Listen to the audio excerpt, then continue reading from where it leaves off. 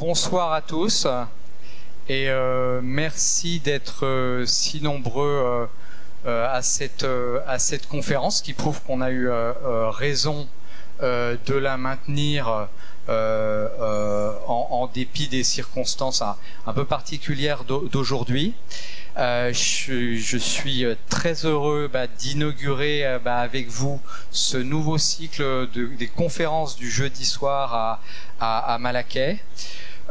Donc on a travaillé pas mal depuis plusieurs mois avec Océane Ragoussi avec laquelle je vais laisser la parole dans pas trop longtemps. Et qui est donc un peu la curatrice, je sais pas comment on dit, de ce cycle. Et puis on a travaillé avec Hélène Delade, bien sûr, à l'administration. Et donc l'idée, c'est un peu de relancer un peu les conférences à Malaquais en vous proposant d'être exposé à une pensée en cours, à des réflexions un peu innovantes, engagées sur l'architecture, sur la ville. Et donc on est très heureux d'accueillir comme premier conférencier Francesco Sebregondi qui est par ailleurs le représentant mais ça il nous l'expliquera mieux que moi, d'un collectif de pensée et d'action.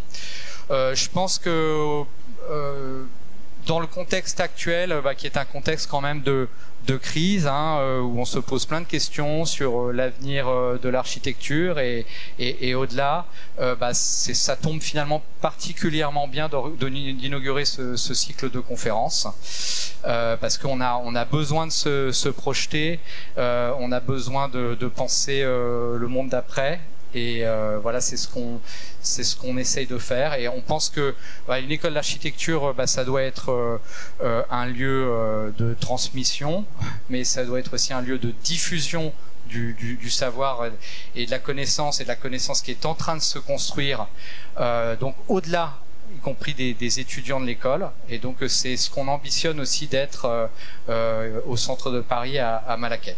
Voilà, donc je vous souhaite une très bonne conférence. Et puis on a tout un programme ensuite qui va venir. Je ne sais pas si Océane en dira un mot, mais enfin, on vous a envoyé le programme.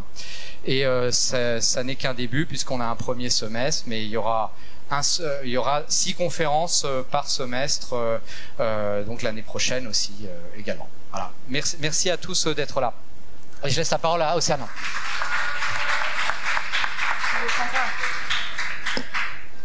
Bonsoir à toutes et à tous. Je suis vraiment très contente qu'on commence ce nouveau cycle de conférences avec Francesco Sebregondi, dont les travaux résonnent très fortement avec l'actualité de ces derniers jours et de ces dernières semaines, particulièrement en France.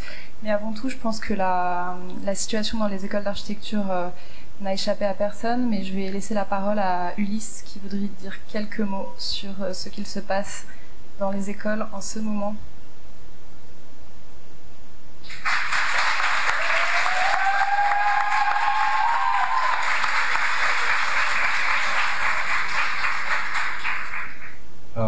Bonsoir et merci beaucoup. Notre formation nous apprend à faire du projet. Pour cela, il nous est demandé de maîtriser un nombre élevé de matières pouvant être utiles à la compréhension d'un lieu, d'un objet, de pratiques. Il nous est demandé de savoir analyser et constater, puis de prendre du recul sur ce que nous avons appris, le théoriser, le déformer et l'expérimenter. Tout cela doit nous permettre de projeter des hypothèses, des possibilités qui enrichiront notre projet. Au cours de mes études, il m'a été demandé de faire des projets à travers le monde, dans des lieux où je n'avais jamais mis les pieds, où je n'avais aucune expérience, où le seul outil de compréhension que j'avais était des photographies satellites vieilles de plusieurs années. Et pourtant, on m'a toujours fait comprendre que j'étais légitime à me questionner, à y faire projet, à trouver des solutions et des problèmes que les habitants eux-mêmes n'ont pas encore réussi à trouver pendant des décennies. Aujourd'hui, les étudiants ont constaté et analysé un nombre important de problématiques sur un lieu en particulier, celui de leur école. Je me suis perdu dans mon texte. Ils théorisent et expérimentent ces situations, et pourtant leur droit d'y faire projet est souvent remis en cause. En reniant leurs décisions et leurs démarches, c'est aussi d'une certaine façon le renoncement à une formation entière, On nous fait confiance pour faire des projets de papier à travers le monde, mais quand il faut agir et acter un changement dans un lieu que nous fréquentons tous les jours, alors cette confiance ne nous est plus accordée. Cette légitimité disparaît, et il y a toujours quelqu'un qui sait mieux que nous. Finalement, est-ce que notre école ne nous enverrait pas le message que nous sommes compétents pour faire des projets partout où nous ne connaissons rien, et que nous ne sommes pas compétents là où nous en connaissons le plus, c'est-à-dire notre école? Je vous remercie.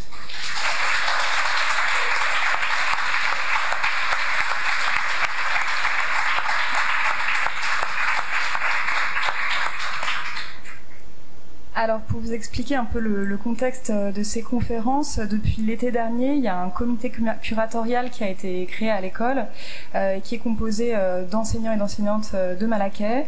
Alors, il y a Myriam Chabani, Valentine Guichard-Azersini, Dimitra Canelopoulou, Raphaël Magrou, Steven Mélémis, Franck Miner, Guillemette Morel-Journel, Mine Nguyem, Soline Nivet, Brent Patterson et Mehdi Zanad. Donc, un super et important comité. Et ce comité a décidé de relancer les conférences de l'école et m'a donné la responsabilité d'organiser ce nouveau cycle. À l'origine, l'idée, c'était de donner à voir et à connaître des pédagogies radicales, pour reprendre le titre d'un ouvrage édité par le MIT l'année dernière. Et finalement, j'ai proposé d'ouvrir le cycle à des personnalités internationales, invitées vraiment pour la dimension critique de leurs travaux, pour leur engagement, pour leur radicalité pour certains.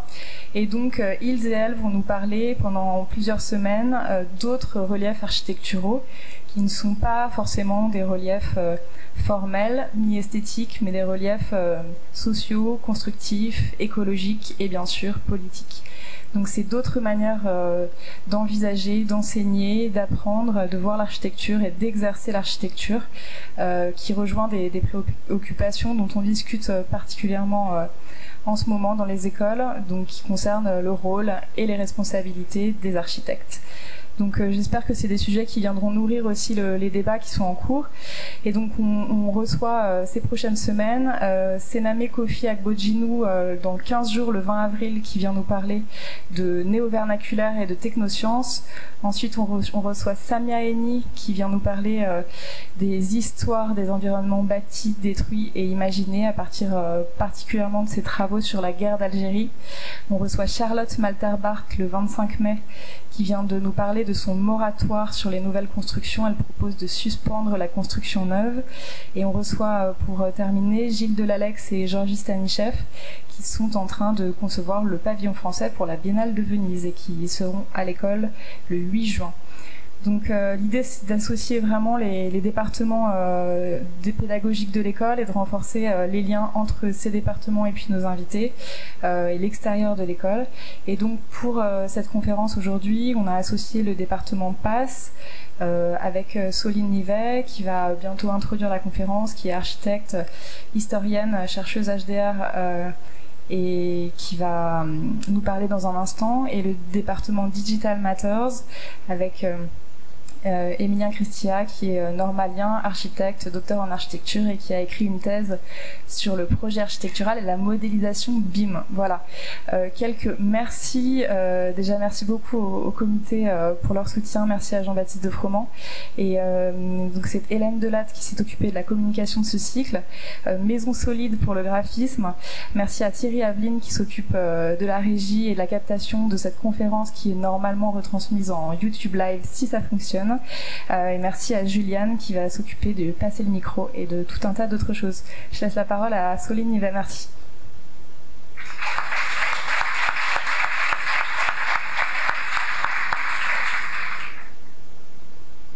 Bonsoir. Alors, ça n'a l'air peut-être de rien, mais on est vraiment très content que cette conférence ait lieu. Je reprends exprès, je vois pas où il est Ulysse, si ça y est, je te vois. Le mot d'Ulysse, le mot lieu.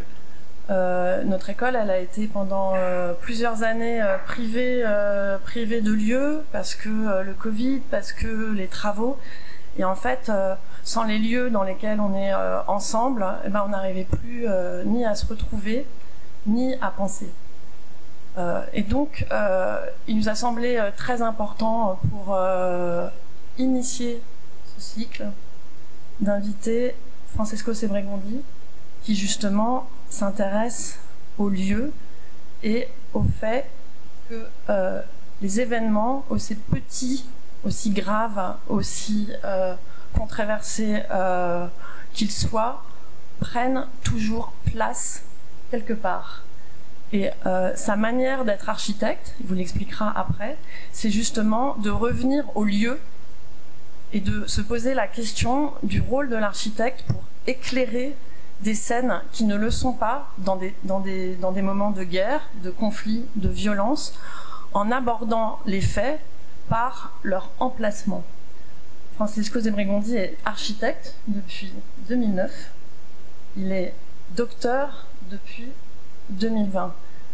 Pour faire son doctorat, il a opéré un déplacement depuis Paris-La Villette où il avait fait ses études d'architecture. Il est allé à Londres rejoindre une équipe qui s'appelle Forensic et qui est emmenée par Eyal Weizman, adossée à la Goldsmiths University. Une équipe qui se donne comme tâche d'enquêter et de documenter le contemporain dans ce qu'il a peut-être de plus violent et de plus aigu en ce moment. La pratique qui va nous être détaillée ici s'appuie constamment sur l'architecture dans sa dimension de document et dans sa dimension d'instrument.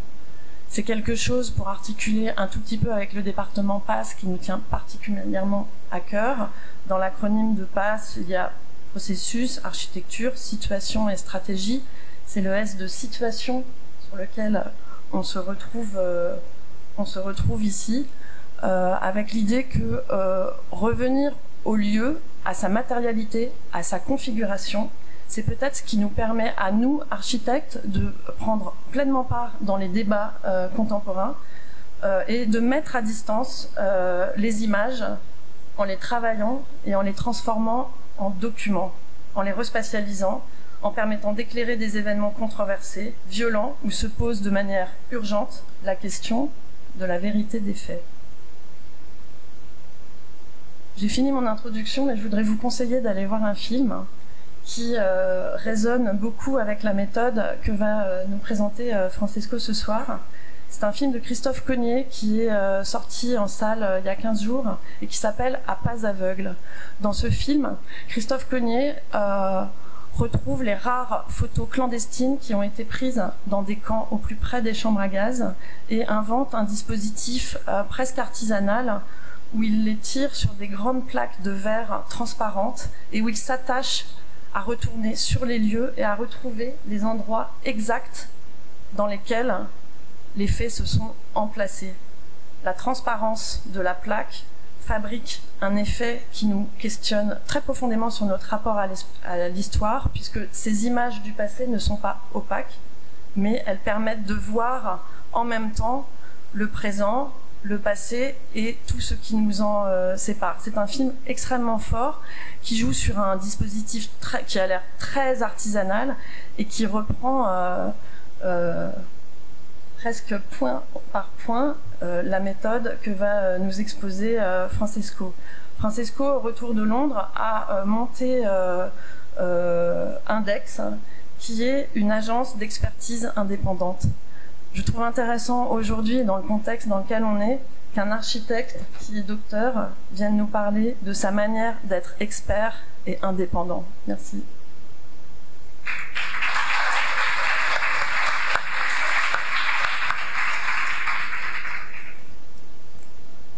Merci beaucoup, Soline. Merci. Vous m'entendez, ce volume, ça va? Ok. Donc merci beaucoup déjà à l'école d'architecture de Paris-Malaquais pour cette invitation. Je suis ravi d'ouvrir le bal de ce cycle de conférences qui résonne en effet beaucoup avec notre approche de l'architecture et la façon dont on essaie de la questionner aussi par la pratique. Mais je voudrais aussi, sans donner évidemment le contexte, remercier le corps étudiant qui a bien voulu ouvrir les portes et permettre cette conférence, j'espère, en reconnaissant aussi quelques résonances entre le travail que qu'on fait à travers Forensic Architecture, à travers Index, et puis les questions et même les revendications que vous portez. Voilà, je suis honoré d'avoir la possibilité de parler dans ce contexte-là particulièrement mobilisé, et j'espère que les quelques voilà, que la présentation apportera aussi quelques pistes de réflexion qui vous seront utiles dans votre engagement en cours.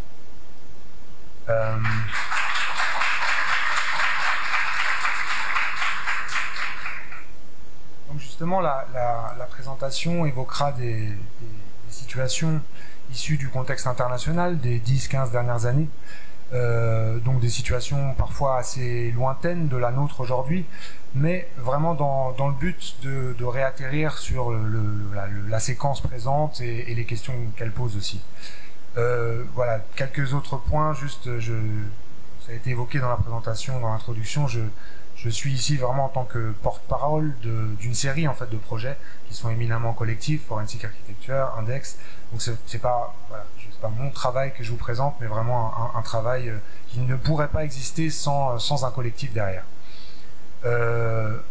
Ma présentation donc, orale, elle va être entrecoupée par des extraits vidéo de nos enquêtes. Deux de ceux-ci sont en anglais. Il y en a qu'une qui a des sous-titres en français, donc je m'excuse par avance s'il y a des noms anglophones dans la salle, mais a priori cet extrait est assez court et se comprend surtout par les images. Voilà. Et un dernier avertissement avant de commencer, on va aborder des sujets assez lourds. Il sera question de morts, de blessures. Voilà, je préfère le mentionner parce que c'est pas forcément des sujets auxquels on associe une présentation d'architecture, mais dans le cadre de cette présentation sur la trace des faits, architecture d'investigation et post-vérité, voilà, la question de la vérité se pose encore plus fermement, on va dire, quand les sujets sont de cette gravité.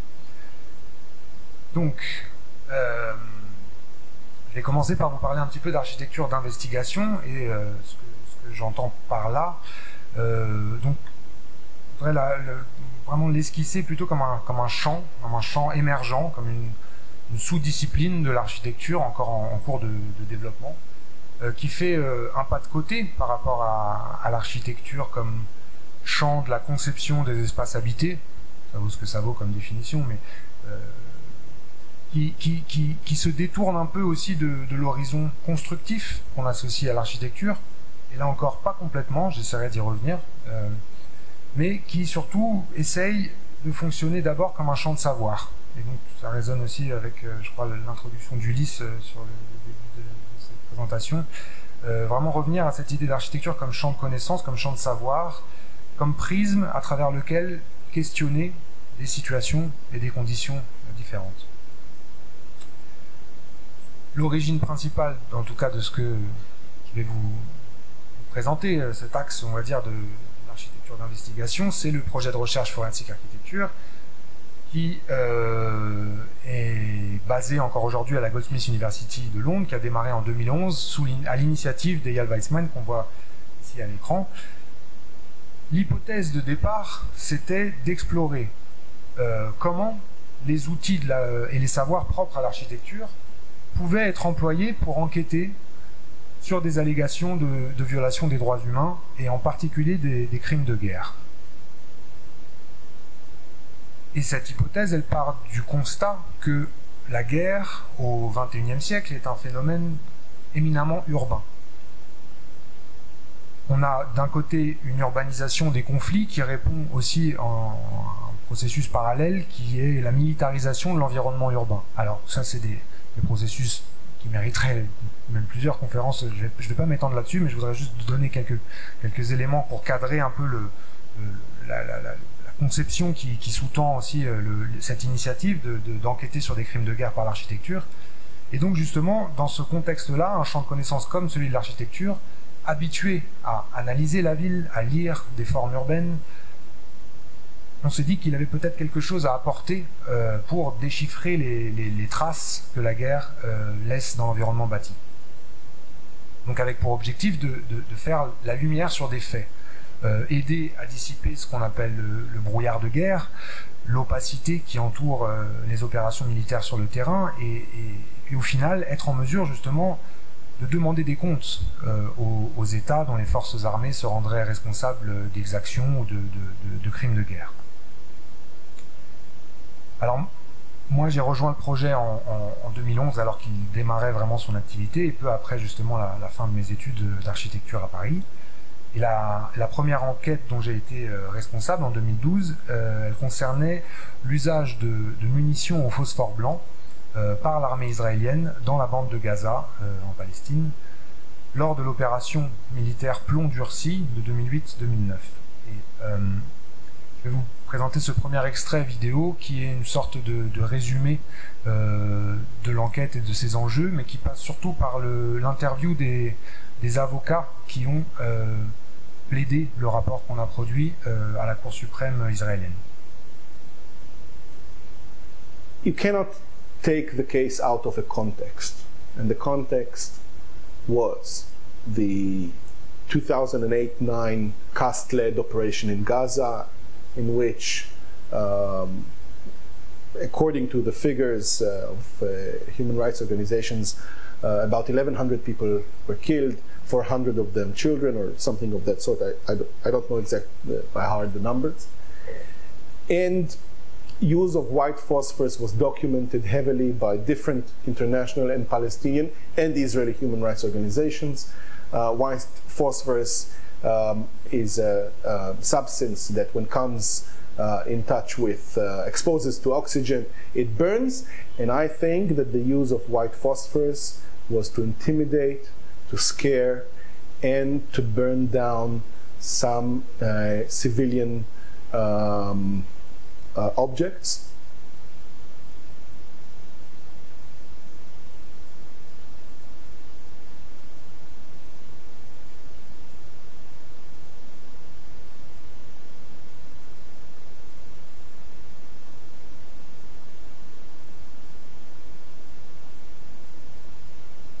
It's an area rather than a pinpointed weapon, so it covers an area. It has a radius of effect, and it has an effect temporarily, meaning in time.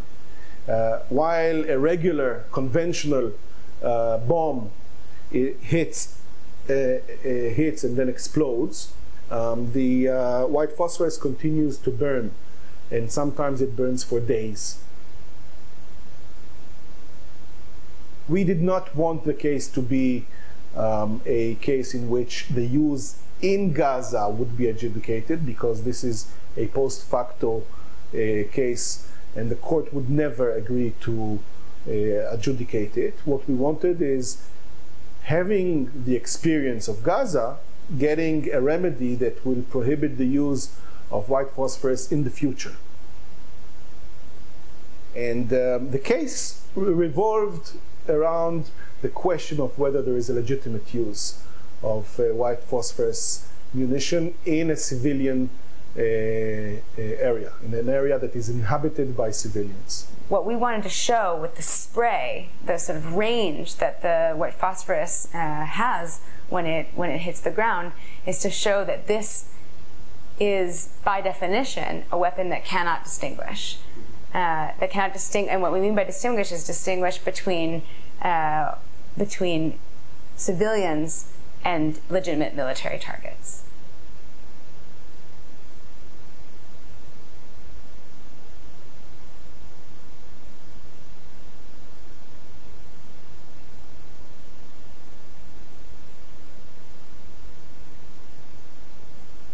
In the report, we have comparisons to other cities that are not as densely populated, but still we have comparisons in the report to New York, to Tel Aviv, to Paris, and we are able to see that even in those cities, which are in some cases less densely populated, the damage would be unthinkable. The state has objected to admitting the report as evidence. It has objected to it on the basis that the expertise of its authors has not been proved. Not that they're not experts, but it is not proof that their expertise allows them to make the specific inferences that they have made in the report.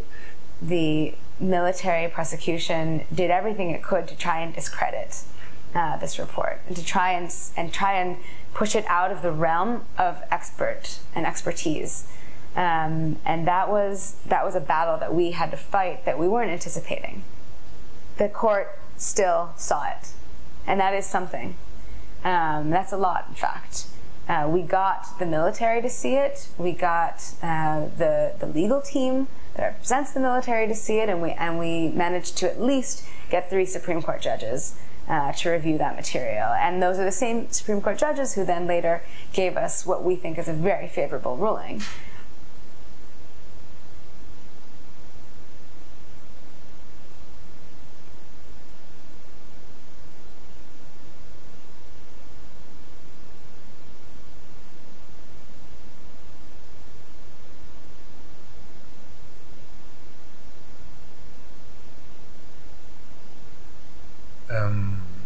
Donc, dans cette enquête, le recours à la modélisation, à partir des quelques images disponibles qu'on avait justement de l'usage de phosphore blanc sur l'environnement urbain de Gaza, nous a permis, comme vous l'avez compris, de quantifier les effets concrets de cette munition. La surface impactée au sol, et puis quantifier la population exposée et mise à risque par cette arme, par inférence statistique. Donc c'était des données qui n'étaient disponibles nulle part parce que, secret défense, hein, on est dans un contexte militaire, donc si tant est que ces informations existent parce que les militaires ont testé ces armes, elles n'étaient pas disponibles, et c'est évidemment une situation, une sorte de trou noir d'informations qui peut être aussi exploitée par les États pour agir par-delà le cadre de l'acceptable, que ce soit d'un point de vue légal ou culturel. Donc bon, ici on voit vraiment un premier sens assez littéral de architecture d'investigation, hein, comme forme d'analyse spatiale et architecturale, employée comme outil de recherche, comme outil d'enquête, de démonstration aussi, autour d'un phénomène qui a lieu dans l'espace urbain. Autre enquête, peu de temps après, seulement, donc à l'été 2014, l'armée israélienne a lancé une nouvelle opération militaire à Gaza, nommée Bordure Protectrice, qui a tué 2200 Palestiniens, en grande majorité des civils, ce qui en fait la plus létale des guerres menées à Gaza depuis l'imposition du blocus permanent en 2007. Et avec Forensic Architecture, on a travaillé sur plusieurs rapports d'enquête, on a produit plusieurs, sur le déroulé de cette opération militaire et de ses conséquences. Ils sont tous sur le site Forensic Architecture si ça vous intéresse, mais aujourd'hui je voudrais vous parler plus précisément d'un de ces rapports qui se concentre sur les événements du 1er août 2014, durant lesquels plus de 100 civils ont été tués alors que des bombes pleuvaient sur la ville de Rafah et ses environs. C'est un rapport qu'on a publié avec Amnesty International qui s'intitule Black Friday, ainsi qu'avec sur la base de données qui était retirée par des organisations des droits humains sur le terrain à Gaza, notamment Al-Mezan et le Centre palestinien des droits humains. Alors, l'extrait que je vais vous montrer n'est pas, encore une fois, c'est un peu le thème de la présentation, c'est-à-dire que je vais me concentrer plus sur la méthodologie, les moyens déployés pour aller au bout de pour arriver à ces conclusions, plutôt que sur le fond. Et c'est particulièrement le cas dans cet extrait d'à peu près 4 minutes qui montre voilà, comment on a commencé à resituer certains des éléments, certains des documents justement qui faisaient surface autour de ces incidents. Et par contre, voilà, ça c'est l'extrait qui est que en anglais, j'espère que ça ira.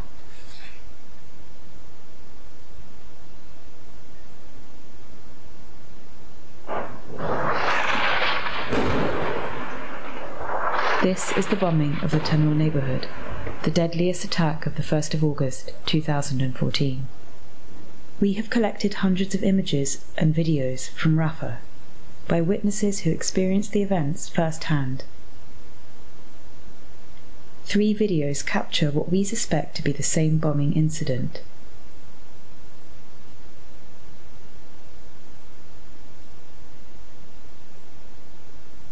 we study the constantly shifting morphology of the smoke plumes and compare them. The form of the plume is unique at any given moment. Comparing the exact shape of the plume allows us to find the overlapping still frames and to synchronize the clips.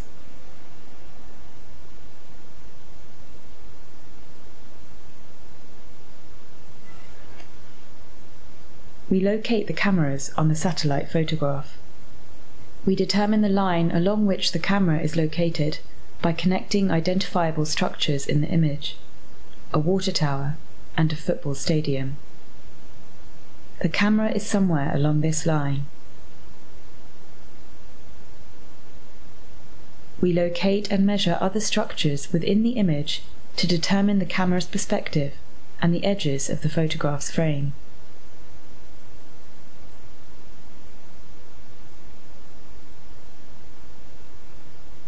We locate the other two cameras in a similar fashion.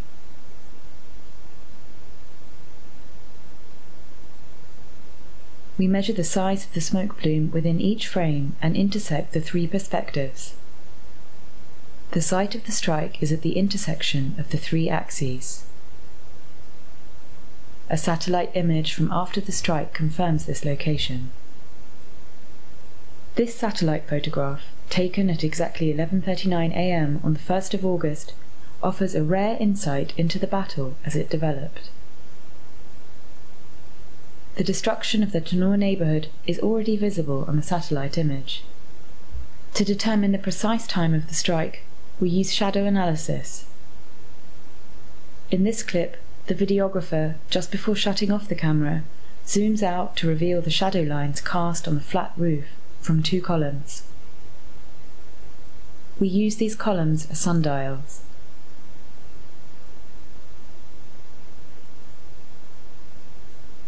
We match the camera's orientation and lens distortion with a digital model.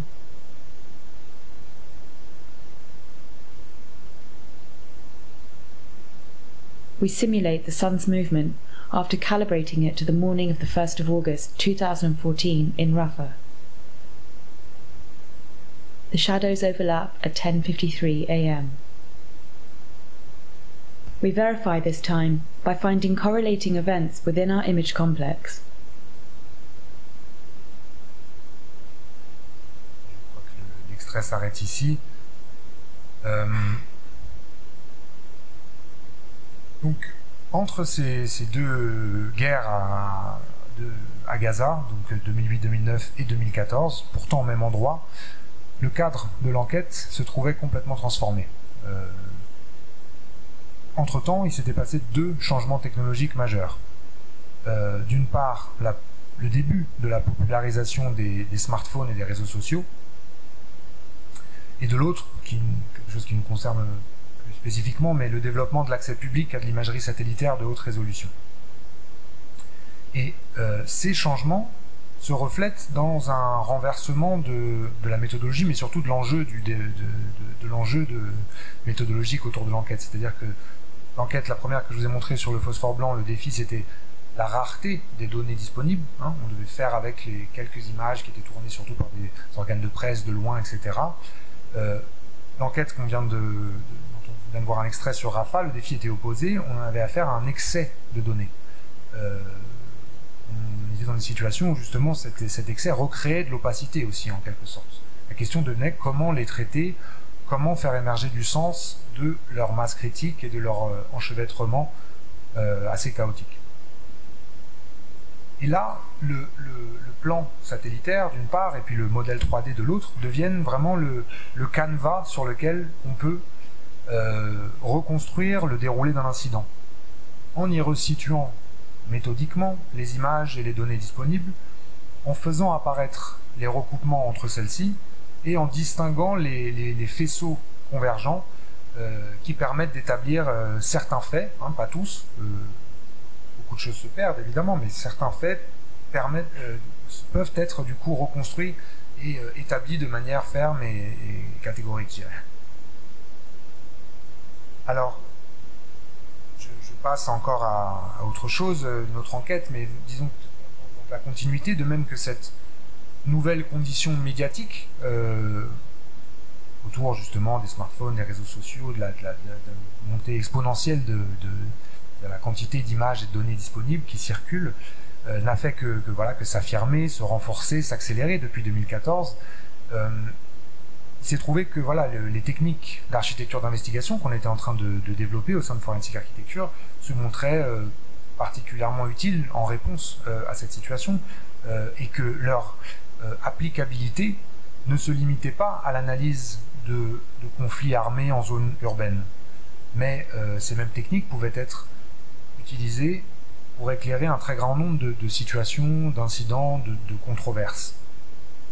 Comme les violences aux frontières, l'image que vous voyez justement en est un exemple, à travers Forensic Architecture.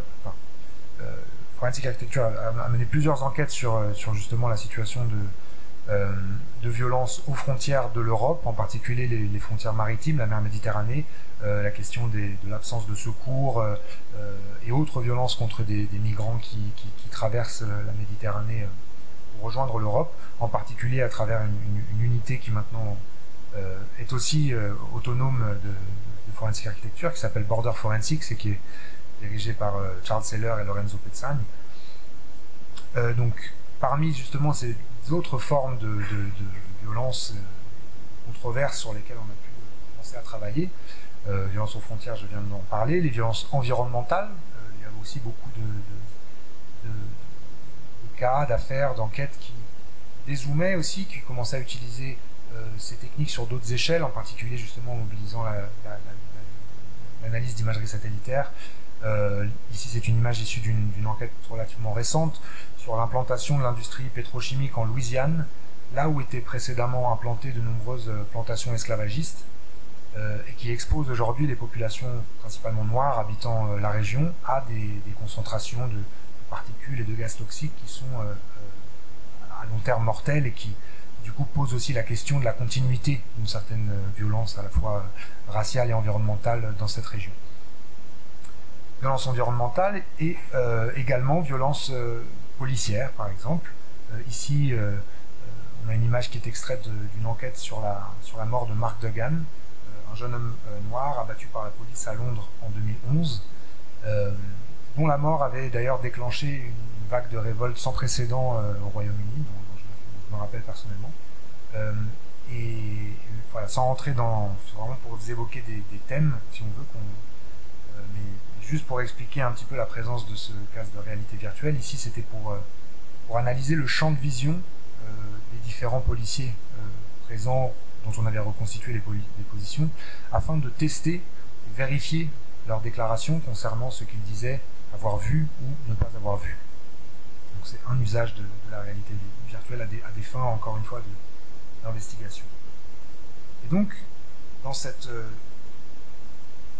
trajectoire, on va dire, ouverture un peu du spectre des terrains d'action qu'on a pu avoir au fil des années dans le projet Forensic Architecture, en fait, nos enquêtes, elles se sont affranchies justement de ce cadre de l'environnement bâti, qui était notre point de départ, pour s'ouvrir plus généralement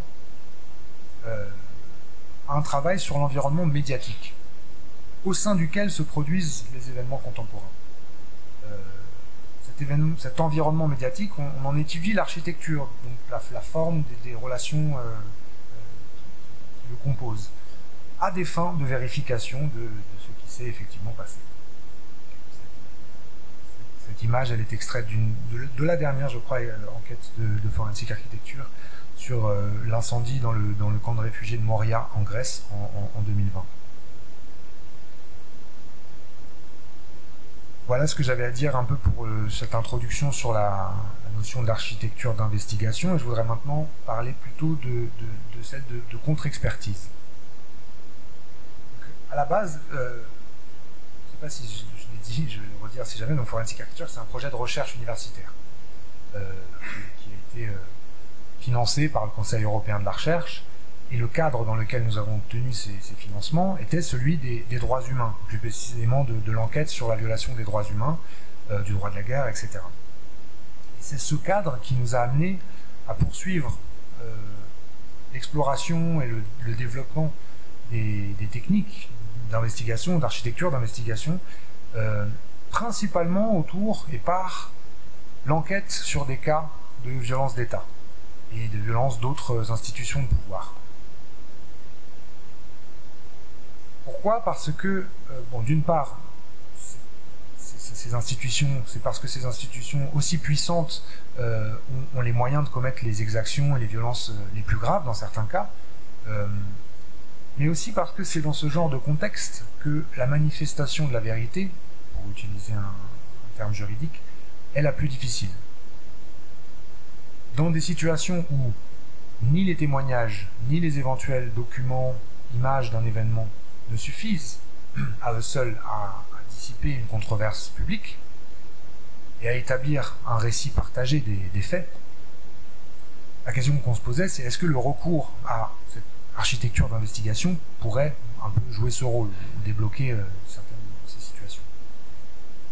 Et là, avant d'aller plus loin, je voudrais faire une petite digression par Hannah Arendt, en particulier son texte Vérité et politique de 1964, qui garde une actualité toujours saisissante. Donc, parmi les idées qui alimentent notre réflexion et notre positionnement, il y a cette distinction essentielle que Arendt établit entre vérité de fait et vérité de raison. Je vais paraphraser un petit peu pour simplifier ici. Donc, les vérités de fait, c'est une proposition dont la validité tient à leur cohérence externe. En fait, ces vérités de fait, elles reposent sur des témoignages, sur des documents, sur des traces, sur des expériences.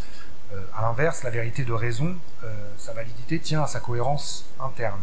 Elle repose sur un système de pensée, sur des axiomes, sur éventuellement des autorités. Donc, déjà, ça nous permet un petit peu de préciser, quand on utilise un terme aussi chargé que vérité, de quoi on parle. À travers l'architecture d'investigation et cette démarche, on s'intéresse aux vérités de fait. Et en quelque sorte, on s'intéresse aux vérités de fait, aussi pour, des fois, devoir les opposer à la vérité de raison, et même plus précisément la vérité de la raison d'État. Donc je vais juste mentionner faire appel à deux extraits de ce texte. Je vais laisse lire, mais je vais les relire avec vous. La liberté d'opinion est une farce si l'information sur les faits n'est pas garantie et si ce ne sont pas les faits eux-mêmes qui font l'objet du débat. En d'autres termes, la vérité de fait fournit les informations à la pensée politique, tout comme la vérité de raison fournit les siennes à la spéculation philosophique. Et un deuxième extrait, je m'arrêterai là pour cette évocation de Arendt, c'est le suivant, là, que les faits ne soient pas en sécurité dans les mains du pouvoir, cela est évident. Mais l'important est ici que le pouvoir, par sa nature même, ne peut jamais produire un substitut pour la stabilité assurée de la réalité factuelle. Et parce qu'elle est passée, a grandi jusqu'à une dimension hors de notre portée. Les faits s'affirment eux-mêmes par leur obstination, et leur fragilité est étrangement combinée avec une grande résistance à la torsion. Cette même irréversibilité qui est le cachet de toute action humaine. Et c'est vraiment cette idée de les faits sont têtus qui nous intéresse. Malgré les rapports de pouvoir très asymétriques dans lesquels on s'engage à travers nos enquêtes. Au bout du compte, on peut s'appuyer sur ça, sur le fait que les faits résistent à la torsion. Et sur ce thème, je voudrais diffuser une enquête vidéo sur un cas français que vous connaissez sûrement, sur la mort de Zineb Redouane.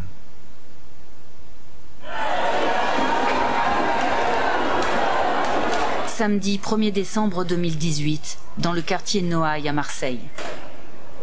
À l'appel d'un collectif de riverains, des manifestants convergent en direction de la rue d'Aubagne, où plusieurs immeubles se sont effondrés 3 semaines plus tôt. Au même moment, a lieu l'acte 3 des Gilets jaunes. En début de soirée, l'atmosphère se tend entre manifestants et policiers. Aux barricades érigées sur la Canebière, les forces de l'ordre répliquent à coups de gaz lacrymogène. Peu après 19h, Zineb Redouane s'apprête à fermer les volets de sa chambre, au 4e étage du 12 rue des Feuillants, en plein cœur des affrontements. Soudain, la femme âgée de 80 ans est touchée au visage par une grenade lacrymogène.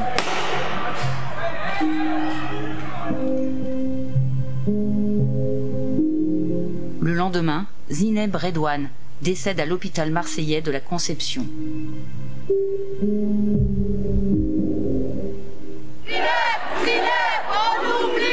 Sa mort, la seule liée aux manifestations des Gilets jaunes, suscite un vif émoi dans l'opinion. 4 jours après les faits, une enquête judiciaire est ouverte pour recherche des causes de la mort.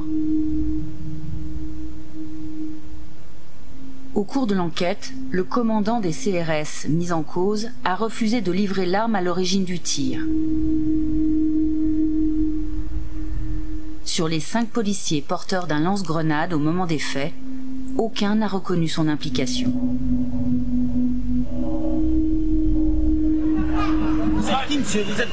Suite à une complicité présumée entre le procureur adjoint de Marseille et les CRS, l'affaire est dépaysée à Lyon en août 2019. En mai 2020, une expertise balistique diligentée juste après la mort de Zineb Redouane est remise à la justice afin de déterminer si le tir était conforme. Ce rapport met la police hors de cause en concluant: l'arme a été utilisée selon les préconisations et les procédures d'emploi en vigueur dans la police nationale.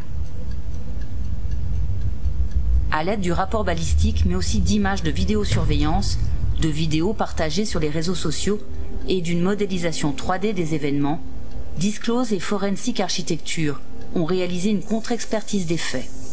Cette analyse contredit formellement les conclusions de l'expertise officielle.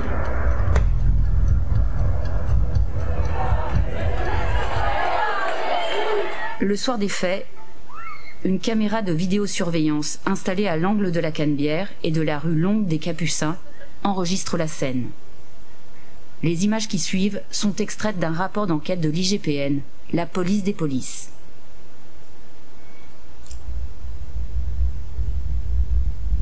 À 19h04, les images montrent une équipe de CRS faisant face à des manifestants rassemblés à l'angle de la rue des Feuillants. Les CRS font usage de gaz lacrymogène pour les disperser. 3 d'entre eux avancent alors en colonne vers la rue des Feuillants. Resté en retrait, un autre CRS lève le canon de son lance-grenade.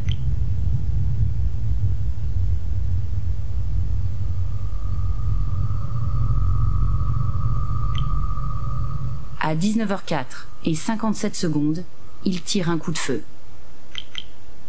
L'analyse, image par image, permet d'identifier la trajectoire de sa grenade. Celle-ci est tirée en direction de l'appartement de Zineb Redouane.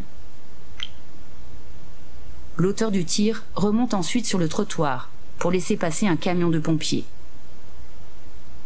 À 19h05 et 8 secondes, il lève les yeux dans la direction de son tir.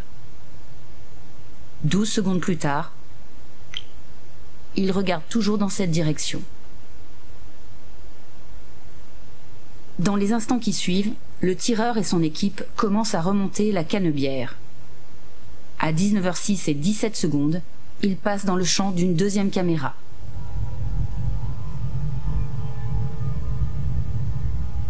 Ce sont ces mêmes images que les auteurs du rapport balistique ont utilisées pour appuyer leur analyse. Concernant le lien entre le tir de 19h04 et 57 secondes et la blessure de Zineb Redouane, l'expertise balistique est formelle. Jusqu'à preuve du contraire, le fonctionnaire qui a tiré la grenade qui va atteindre Madame Redouane est positionné au milieu des voies de tramway.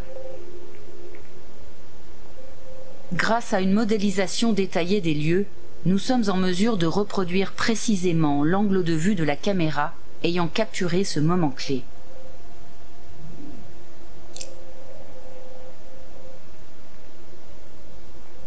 La projection de l'image sur le modèle 3D permet d'établir la position du tireur, avec une marge d'erreur de 2 mètres.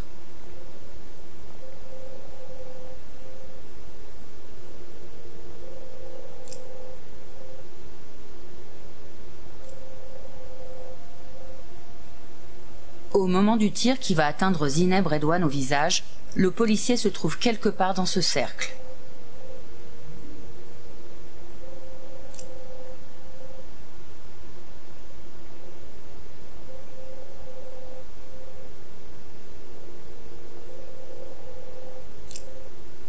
Sur la base des débris et des traces de combustion retrouvées chez la victime, le rapport atteste que l'explosion de la grenade a eu lieu à l'intérieur de l'appartement.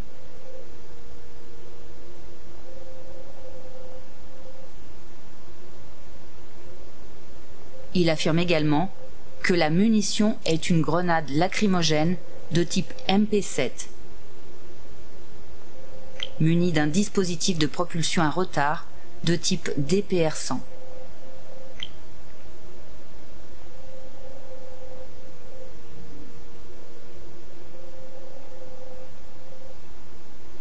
Comme son nom l'indique, le DPR-100 est prévu pour atteindre un objectif situé à environ 100 mètres du tireur.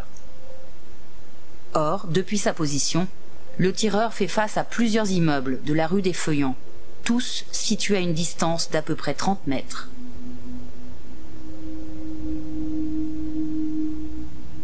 L'arme utilisée par le fonctionnaire de police est un lance-grenade de type Cougar. Selon le texte encadrant l'usage de cet équipement, le tir tendu est strictement interdit afin d'éviter que les personnes ne soient directement impactées. Autrement dit, le tir doit suivre une trajectoire parabolique, dite en cloche. Et le document de préciser, il incombe au porteur de l'arme d'apprécier la trajectoire de la grenade et d'envisager le point d'explosion ou d'impact. Pourtant, depuis sa position et en adoptant un angle de tir compris entre 30 et 45 degrés, le policier dirige forcément son arme vers la façade d'un des immeubles situés devant lui. Une dizaine de fenêtres se trouvent potentiellement sur la trajectoire de sa grenade. Il y a donc une très forte probabilité que le projectile pénètre dans un appartement, avant d'exploser et de disperser du gaz en quantité importante.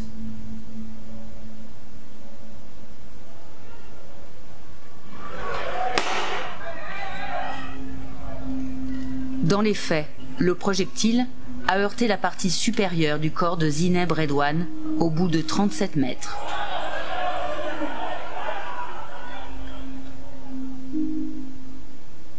L'expertise balistique précise que l'impact a eu lieu dans la phase encore montante de la trajectoire, à une vitesse de 97,2 km/h. La violence du choc a provoqué un fracas de l'ensemble de la partie droite du visage de l'octogénaire.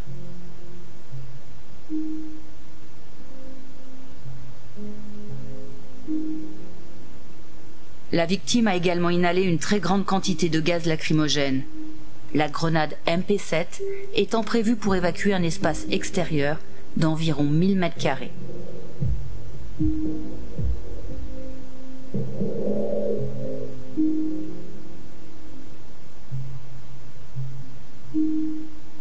D'après les conclusions de l'expertise balistique, la grenade aurait été tirée de façon réglementaire. Comme nous venons de le prouver, l'arme et la position du policier rendent ces conclusions irrecevables, même si l'angle de tir est compris entre 30 et 45 degrés.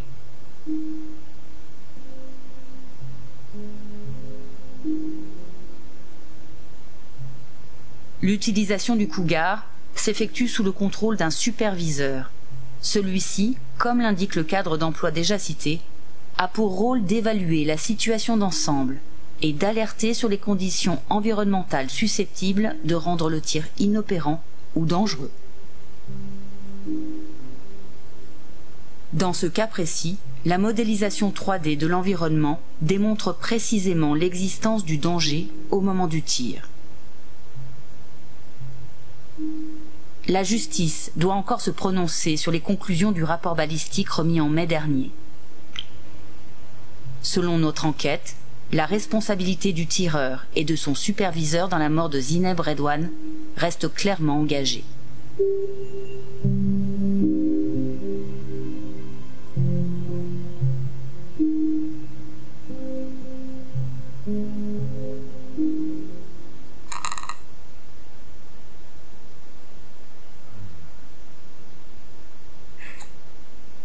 Je pensais que c'était important de montrer au moins une enquête, il y en a même une deuxième complète pour que vous voyez un peu l'arc de la façon dont on déploie après justement ces outils d'architecture d'investigation que vous avez,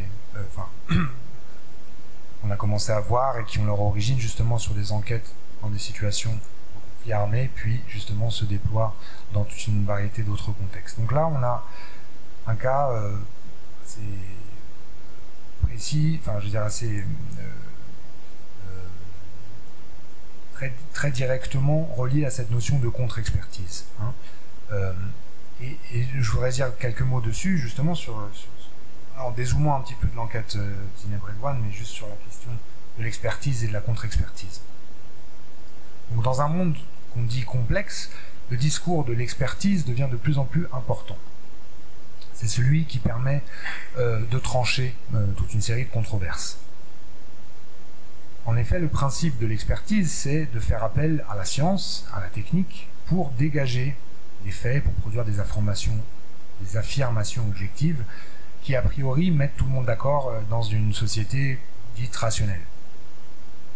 Mais le souci, on va dire, c'est que, bien sûr, tout discours qui revêt un tel aura de vérité a priori devient un enjeu de pouvoir.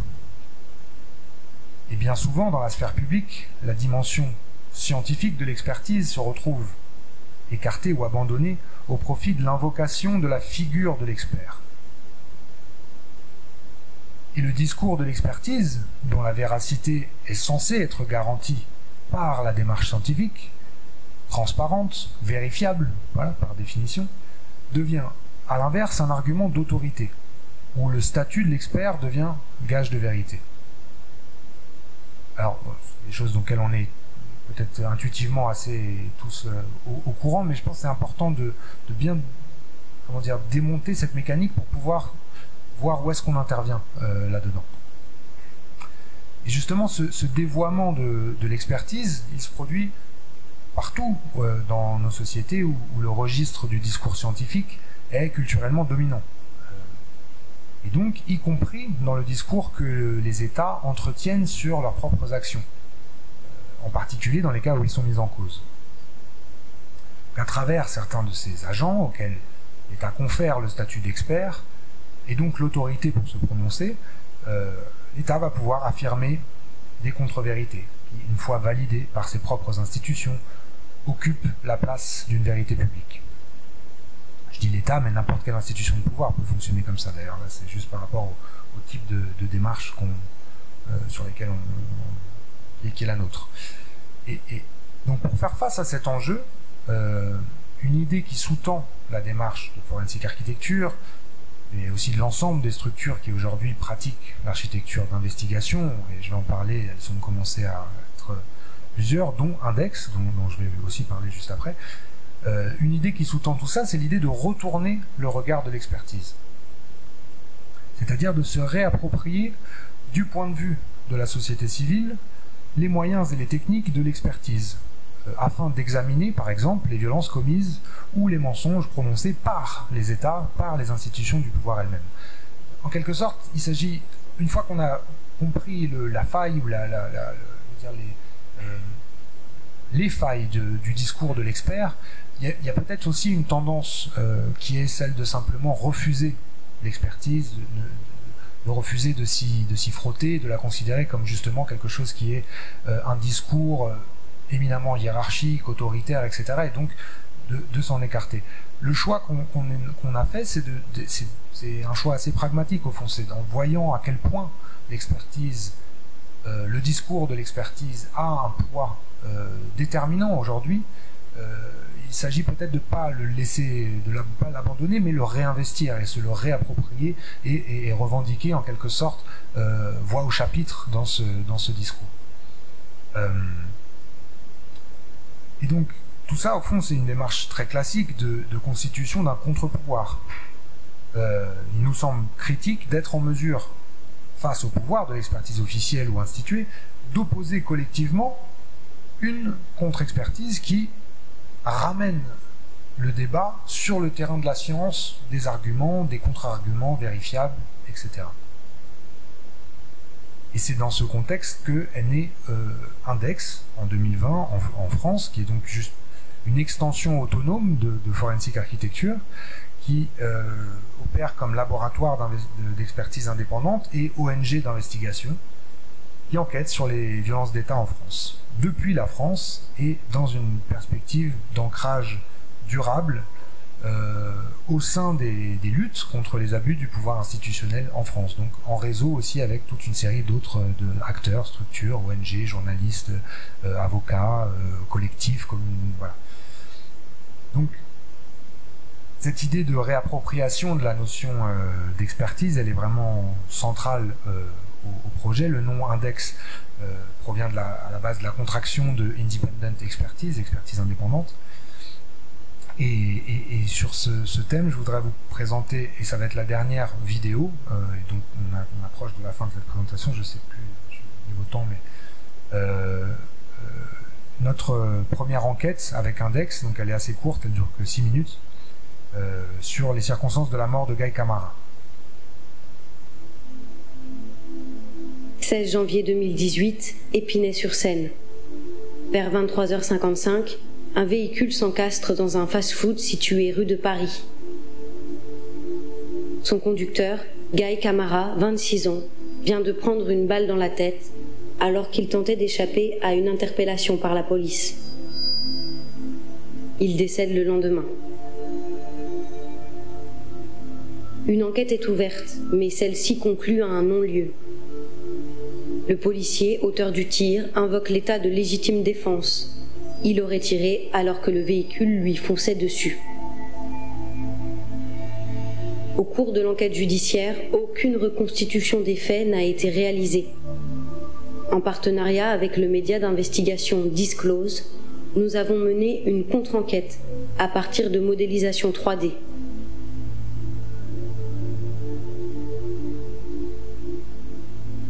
Nos conclusions jettent le doute sur l'état de légitime défense du policier mis en cause. Pour produire cette enquête, nous nous sommes basés avant tout sur les preuves matérielles disponibles. D'abord, l'impact sur le front de Guy Camara et la trajectoire de la balle dans sa tête, telle que décrite dans le rapport d'autopsie.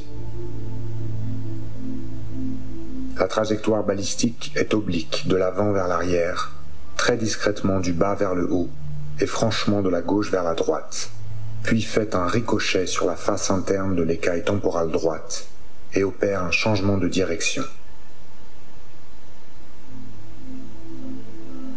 L'Institut national de police scientifique a établi les trajectoires de 4 des 7 tirs qui ont atteint la Volkswagen Polo de Guy Camara. Mais selon ces experts, la trajectoire du tir ayant impacté M. Camara ne pouvait être établie en raison de l'absence d'orifice de sortie.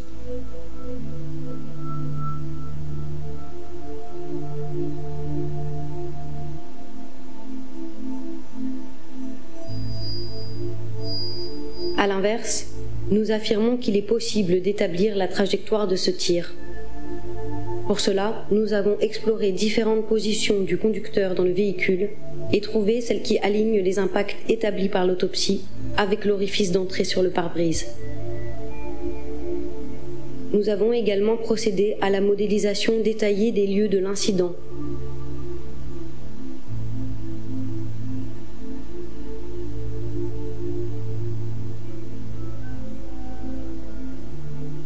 Les photos de constatation prises le soir des faits permettent notamment de positionner le véhicule de police qui barrait la route à la voiture de Guy Camara.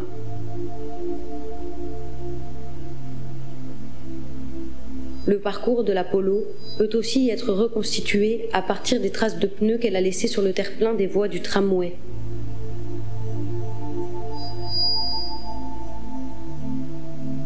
Et de sa position finale, encastrée dans la vitrine du restaurant. Nous avons animé la trajectoire du véhicule dans le modèle 3D.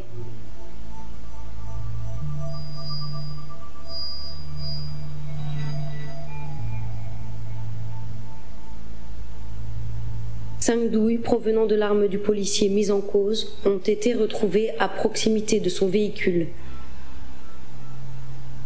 Dans son audition, celui-ci déclare être placé au niveau du phare arrière droit.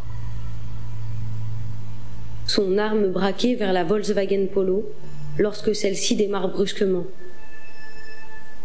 Il fait feu. Presque immédiatement.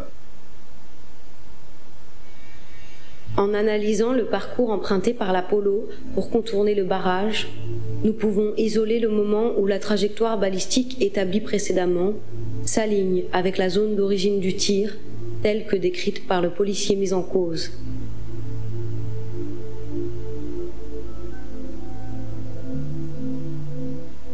La zone de tir marquée au niveau du coffre de la voiture de police mesure 1,50 m par 1,50 m.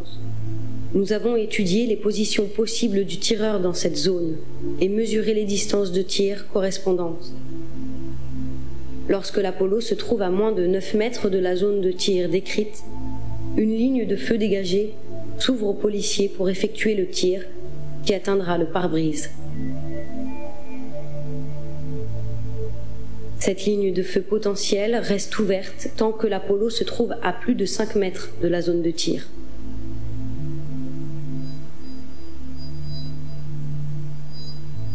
Lorsque l'Apollo se trouve à moins de 5 mètres, la ligne de feu se referme. Depuis la zone de tir qu'il décrit, il n'est plus possible pour le policier d'effectuer le tir qui atteindra le pare-brise. D'après les données disponibles, le policier se trouvait donc entre 5 et 9 mètres de la voiture de Guy Camara au moment où il a fait feu sur son pare-brise. Par ailleurs, à l'instant où il fait feu, le policier n'est pas face au véhicule. La trajectoire de sa balle forme un angle de 38 degrés par rapport à l'axe longitudinal du véhicule. Le 19 janvier 2021, notre rapport de contre-expertise a été versé au dossier d'instruction par le représentant légal de la famille Camara, maître Yassine Bouzrou, afin de contester la thèse de la légitime défense retenue par la justice jusqu'ici. Malgré ce rapport, le 21 janvier 2021, la Cour d'appel de Paris a confirmé le non-lieu dans cette affaire. La Chambre de l'instruction de la Cour d'appel de Paris a confirmé l'ordonnance de non-lieu dans l'affaire du décès de Guy Camara et l'ordonnance qui avait refusé que des investigations complémentaires soient faites. C'est la décision qui a été rendue aujourd'hui. Et c'est quoi le recours On pourra faire un pourvoi en cassation de cette décision et ensuite éventuellement saisir la Cour européenne des droits de l'homme si nécessaire.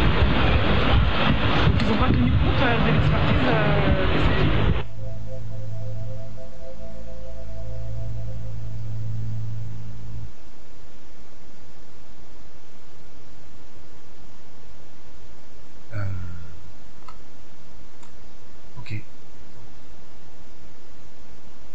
Parmi les enquêtes vidéo qu'on a produites avec Index depuis 2020, on a eu 5 pour celles et ceux que ça intéresse.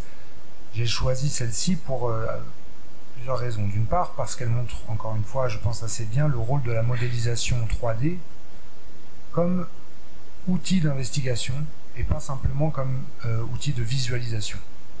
Ici, dans d'autres enquêtes d'Index, il s'agit de reconstituer des positions, une trajectoire à partir de fragments d'informations, et les conclusions de notre enquête, qui justement jette le doute sur l'état de légitime défense du policier qui a tiré sur le pare-brise de Guy Camara, elles ont été permises par le recours à l'architecture d'investigation. Parce que la justice a refusé de faire une reconstitution, malgré les différentes demandes de l'avocat de la famille, mais de fait, on peut imaginer que c'est à travers la recherche par investigation, par modélisation 3D par contre, que ce genre de cas peut le mieux être véritablement éclairé. Donc il ne s'agit pas de simplement représenter, mais véritablement travailler, enquêter, rechercher par les outils de l'architecture. C'est un premier point. L'autre point important, c'est que je tenais aujourd'hui aussi quand même à aborder dans le cadre de cette présentation la question des violences policières dans les quartiers populaires.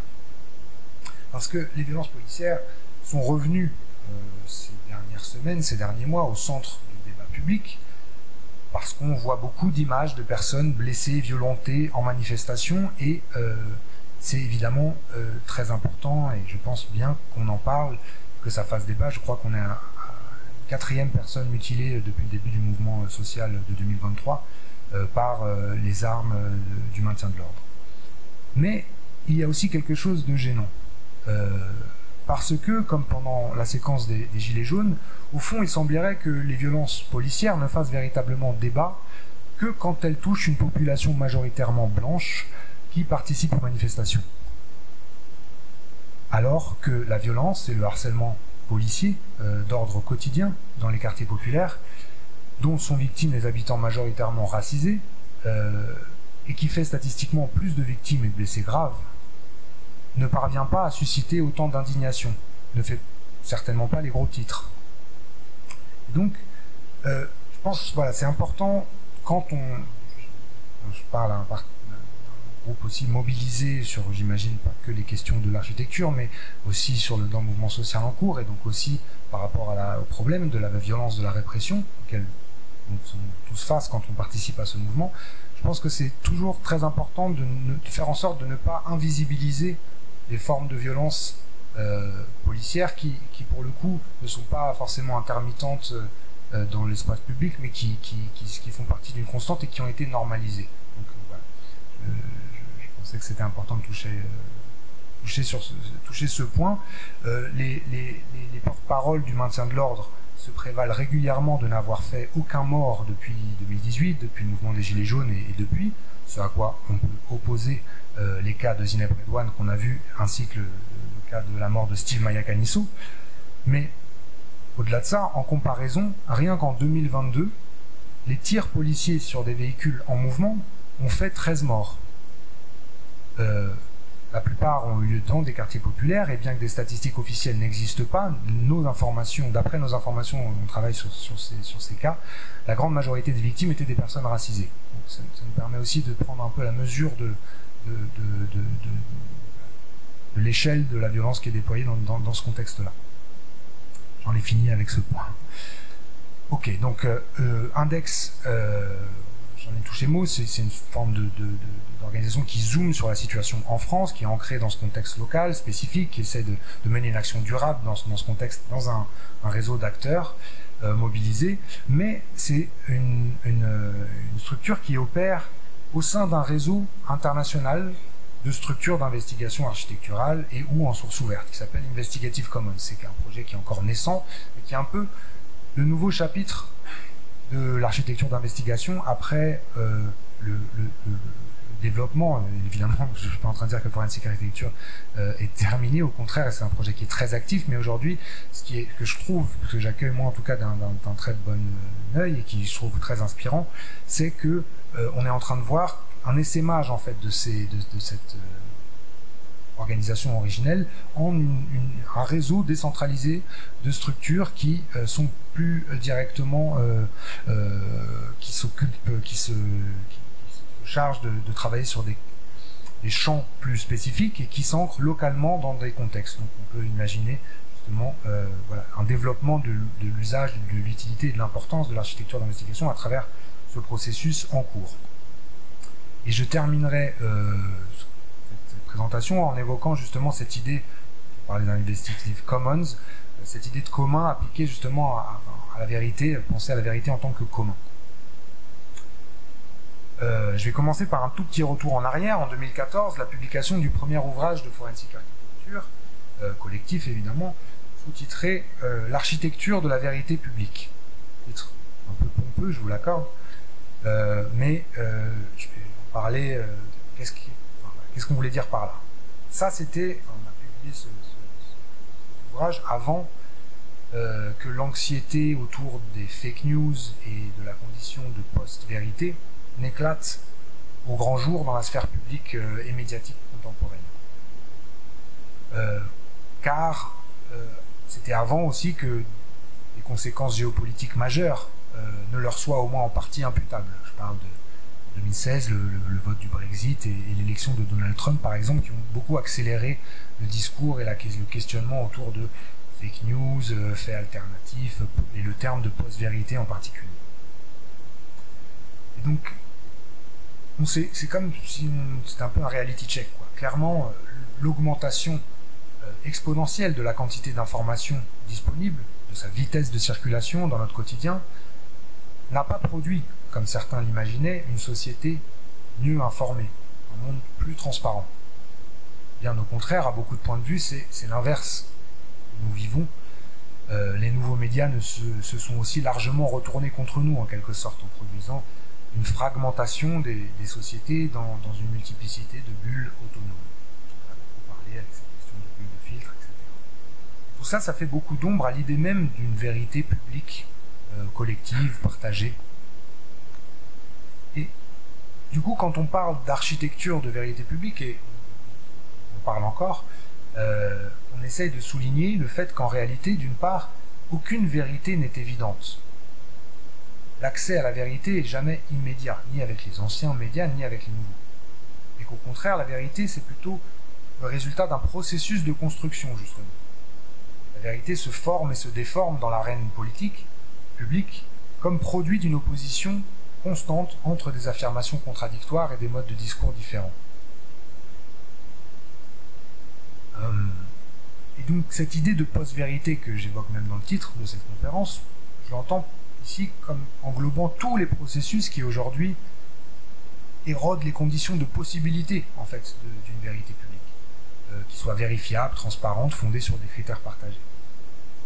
Parmi ces processus, on peut évidemment parler aussi de la propagande conspirationniste de tous bords, on domine aussi des courants d'extrême droite, au mensonge et au déni institutionnel, qui participent tout autant de cette érosion de la vérité publique, de cette incrédulité généralisée, et puis de la violence physique, pas l'oublier, dont sont victimes aussi celles et ceux qui s'efforcent d'informer. Tout cela participe de cet établissement d'une condition comme ça de post-vérité contre laquelle il s'agit de résister. De résister comment? D'une part, une fois petite banalité, mais qui semble de temps en temps importante à réaffirmer, qu'aucune société ne peut vivre sans entretenir des vérités partagées qui nous relient ensemble. Mais d'autre part, et c'est peut-être un point un peu spécifique de notre approche, c'est qu'on ne pense pas que la solution à la crise de la vérité qu'on traverse actuellement passe par un retour à des anciennes institutions de la vérité publique, qui soient hiérarchiques et centralisées, comme les tribunaux, comme la presse, comme l'université, tout ça avec des majuscules autant que possible. On le voit et on le dénonce aussi dans nos travaux, ces institutions ont leur propre biais. Donc, que faire? Au contraire, nous, on aurait plutôt tendance à voir d'un bon œil aussi la crise que les nouveaux médias ont déclenchée dans ces mêmes institutions. Pourquoi? Parce que nous y voyons aussi une opportunité de développer, de construire des modèles beaucoup plus décentralisés, beaucoup plus inclusifs de production de vérité aujourd'hui. C'est vraiment à cet enjeu que le domaine émergent de l'architecture d'investigation s'efforce de répondre. Merci beaucoup.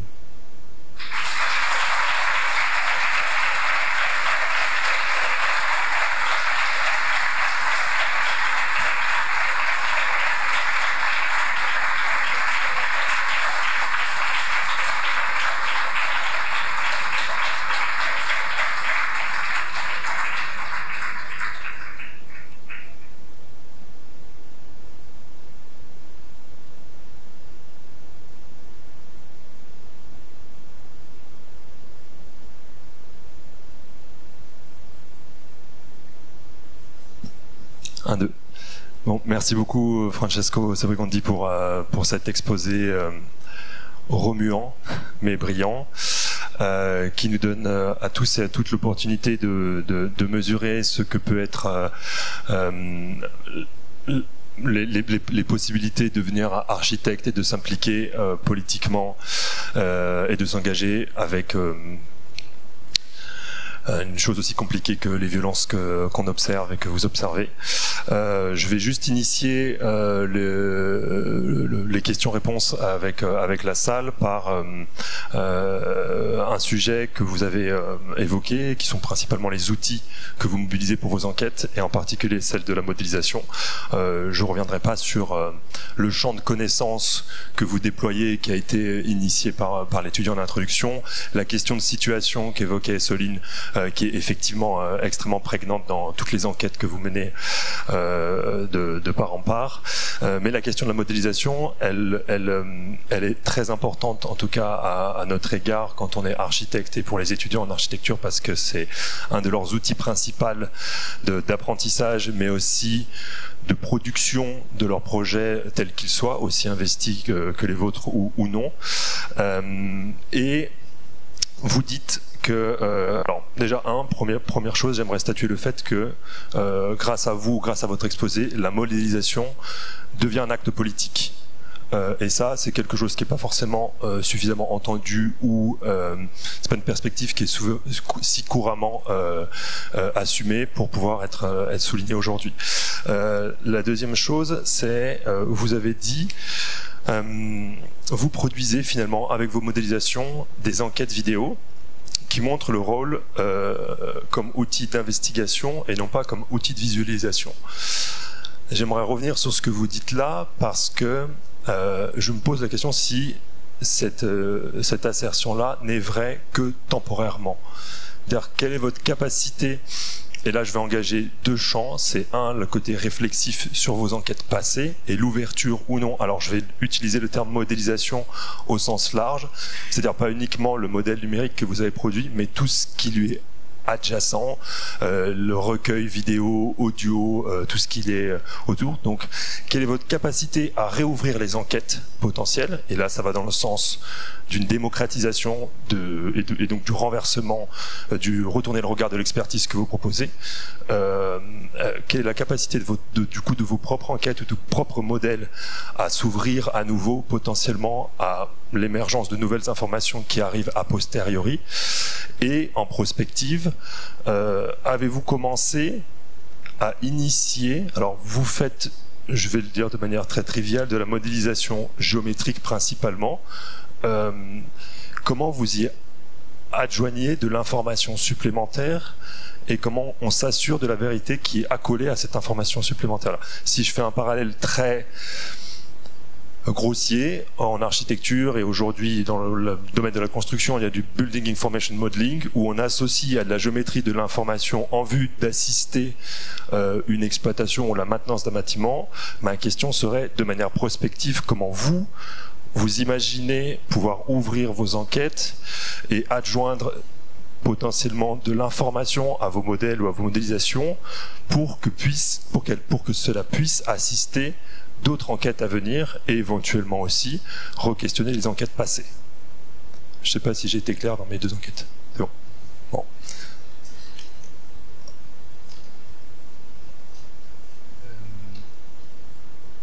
Je réponds ou je commence par répondre directement parce que c'est déjà ainsi une question importante et ample. J'ai l'impression que la question que vous posez, c'est essentiellement celle des sources ouvertes. En tout cas, c'est comme ça que je l'entends et que je voudrais y répondre. C'est-à-dire que je l'ai mentionné comme terme, je crois, mais j'en ai pas vraiment parlé. Une autre façon de qualifier, de nommer ce qu'on fait, c'est l'investigation en source ouverte. Et investigation en source ouverte, on essaye aussi d'en redéfinir un peu le sens, c'est-à-dire, donc c'est une traduction française de Open Source Investigation, et ça tire avec soit toute l'histoire aussi justement du développement open source, donc où le code source des logiciels sont ouverts, mais plus généralement, c'est véritablement tout ce qui est enquête qui s'appuie justement sur des données et qui sont disponibles en ligne, qui sont voilà, ouvertes à tous et qui ne sont pas de l'ordre du sources fermées, secrètes, inaccessibles, etc. Alors, en fait, dans nos travaux, on travaille avec un mélange de sources d'un point de vue caractérisation des sources est hybride. Il y a des sources ouvertes et des sources fermées, comme les dossiers judiciaires, etc. Ça, c'est pas disponible dans le domaine public et on se les procure par diverses façons. Mais on qualifierait notre travail quand même d'enquête en source ouverte parce que le résultat, on essaie de l'ouvrir le plus possible. Et là, je commence à répondre, c'est-à-dire que en plus, bon, déjà, il y a une chose, c'est que vous avez un peu vu dans les enquêtes que j'ai montrées, en fait, sur une enquête vidéo comme ça, il y a 80-90% du temps qui est passé à expliquer comment on travaille et comment on déploie et on déroule un argument, et à la toute fin, on apporte des conclusions. On ne présente pas, enfin voilà, on présente les conclusions, ça ne prend que peu de temps, mais véritablement, on passe beaucoup de temps à simplement exposer comment on y est arrivé. C'est déjà un aspect qui n'est pas toujours le cas dans beaucoup, par exemple, de rapports d'expertise plus officiels. Mais par là, on essaye déjà d'inclure, d'inviter en fait un public à pouvoir questionner aussi comment on est arrivé à certains résultats, et encore plus directement, on a été par exemple mandaté comme expert indépendant par un juge d'instruction dans une affaire, donc je tairai le nom, mais en fait, en plus du rapport, on a justement fourni à la justice le modèle de reconstitution 3D au format Blender, qui est le logiciel qu'on utilise parce que c'est un logiciel gratuit et en source ouverte qui nous permet justement qui permet d'être diffusé largement et donc à de nombreuses personnes de s'emparer des fichiers, de regarder par eux-mêmes. Pareil pour la timeline de synchronisation de toutes les vidéos qu'on a utilisées. Donc en fait, alors on se doute bien que sans une forme aussi d'invitation, d'accompagnement à l'ouverture de ces fichiers complexes, ça peut être aussi un peu une sorte de gimmick, quoi. Voilà, on présente ça, mais on sait qu'il y a peu de gens qui vont regarder, mais en fait c'est déjà quelque chose d'ouvrir la démarche, c'est-à-dire d'ouvrir la possibilité à d'autres de vérifier si ce qu'on a dit, ce qu'on a produit est bien juste. De toute façon, dans des affaires avec des enjeux aussi critiques et importants, on peut se douter qu'au contraire ça risque d'être encore, si on a fait une contre-expertise, il y aura une contre-expertise, etc. Et donc pour relancer aussi un cycle de débat scientifique sur justement des conclusions, mais ça va dans le sens de ce qu'on essaie de faire, c'est-à-dire de rabattre encore une fois l'enjeu du débat sur le terrain de l'argument, du contre-argument, de tout ce qui est vérifiable. Maintenant, je suis un peu long, mais je trouve c'est très intéressant la perspective challenge, on va dire, que vous introduisez à travers le BIM, donc cette idée justement de modélisation qui est enrichie, qui est augmentée par de l'information supplémentaire. On le fait de façon un petit peu comme ça, qui n'est pas forcément structurée d'un point de vue logiciel, mais qui est logique pour nous, c'est-à-dire justement surtout à travers la connexion entre la modélisation 3D et les images, le passage de D3D qui est au cœur de ce qu'on fait. Donc il y a toujours de l'information documentaire qui est ajoutée à la simplification de la modélisation qu'on utilise. Mais ça mérite d'être développé, et ça serait même très intéressant de travailler avec des développeurs de logiciels de BIM pour réfléchir à une façon de l'appliquer à l'architecture d'investigation. Je ne sais pas exactement comment, mais je trouve que c'est une perspective qui est intéressante que vous ouvrez à travers cette question. Ouais, pardon. Ouais, non, mais c'était tout à fait la réponse à laquelle j'ouvre à la salle, et je rebondis juste pour, y compris dans la présentation que vous faites, dans la mesure où vous ouvrez les choses, une perspective, et là je vais dans ce sens-là d'ouvrir, pourrait être de montrer aussi quelle pourrait être une plateforme ou un espace dans lequel on puisse travailler, interagir avec votre production, plus que la restitution telle qu'elle est finalisée, vidéo ou compte rendu, qui permettent à vos auditoires ou à votre médiatisation d'accéder à vos travaux d'une autre manière ou selon une autre entrée. Je laisse la salle pour les questions.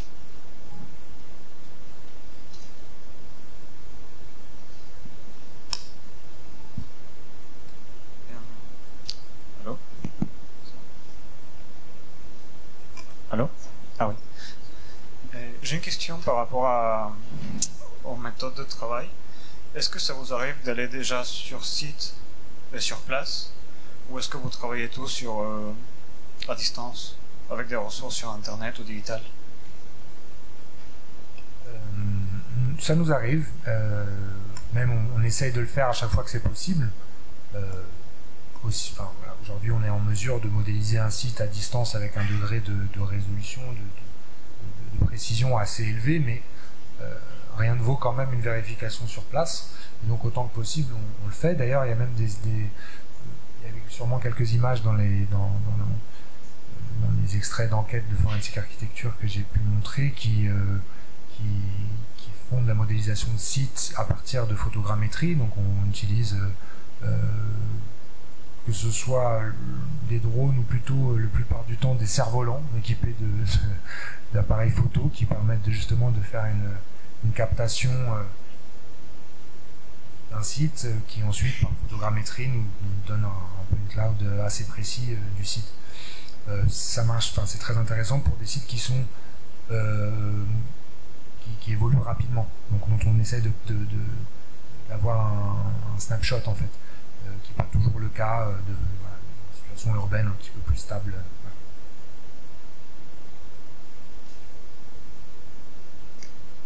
Bonsoir.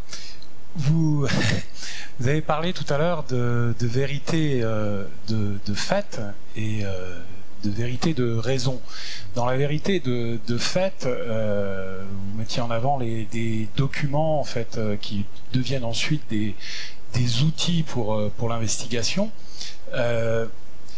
Je me pose la question en fait de l'émergence des vidéos dites deepfake et toutes ces vidéos qui apparaissent, qu'on peut voir de plus en plus et qui vont être amenées sans doute à tendre à se développer de plus en plus.